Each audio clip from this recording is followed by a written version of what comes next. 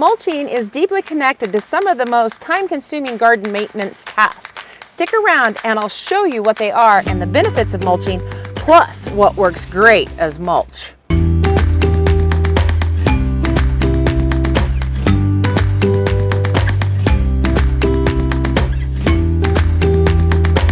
As gardeners, we spend a lot of time weeding, watering, and fertilizing. By mulching, we can reduce the amount of time that it takes for these tasks. Plus, we actually save a whopping 30% of water that would be used if we didn't mulch. Mulch is especially important for areas like us that are in the desert, dry and arid. If we mulch heavily, thick layers of mulch, this helps with the evaporation from the soil, so we don't have to water as frequently. Plus, it also helps with the soil temperatures. They don't fluctuate as much. And if they don't fluctuate as much, then the plants are a lot healthier with this process. One of the great things about applying mulch is you won't need to fertilize as often because you're not watering as often, so you're not flushing the nutrients out. So definitely mulch, save on water, and save on fertilizer. Mulch helps prevent weeds as well. It smothers the weeds and it also blocks the sunlight so that the weeds don't germinate as easily. So if you've got small weeds, you can actually just smother them. But if you've got perennial weeds or you've got larger weeds, then you need to get in there and remove them and then put a thick layer of mulch over the top of the surface. Something that we actually don't think about and is really important when we mulch, we're actually increasing the above ground soil diversity, and by doing that we increase the below ground soil diversity, which makes the living soil stronger and definitely more resilient. Make your life simple by making your garden complex and more diverse. Mulch is anything that's applied to the soil surface, and one of my most favorite mulches is compost, and it's a compost that we make here with our animal manures, grass clippings, leaves, whatever garden debris, but this is my favorite to apply as a mulch. Now, it doesn't last as long as some of the other mulches, but I really like it because it increases the activity in the soil, the worms, the microbial activity. All of this is excellent, and I apply this as often as I actually can. Pine needles are another really good option to be using in the garden as mulch. I really like them because it takes them a long time to break down. That means they're going to last all season long. They also bring the pH down just a little bit, and that's kind of nice because our area is really high in pH. They also let the water penetrate really easily, and so I can pile them high, and that helps hold that moisture really well in the soil.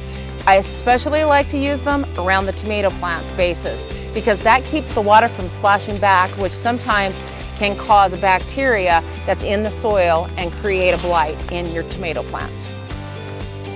Straw is another really good option for the garden, but it doesn't work good for us here because we do have slugs and snails and sow bugs, and they like to live in that.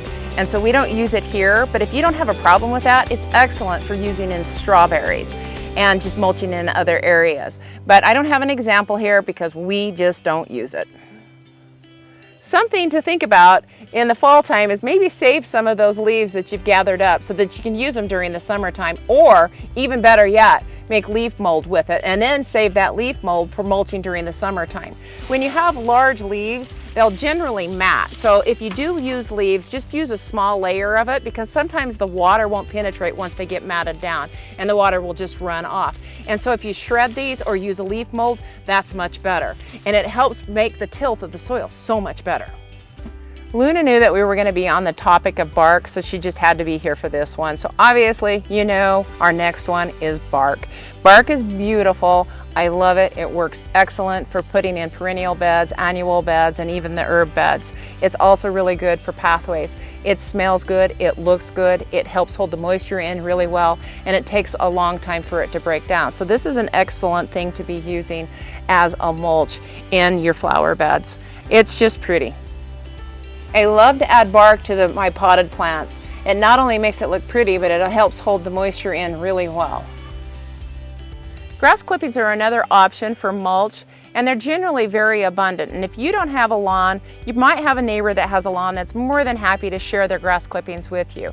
One of the things that you need to remember though is to make sure that you know the source of where they've come from, because if they had some weed seeds such as Bermuda grass, you're going to be introducing a problem into your garden that you really never anticipated. I generally like to let my grass clippings kind of lay out flat for a couple of days before I use them, and then I can apply them a little bit thicker.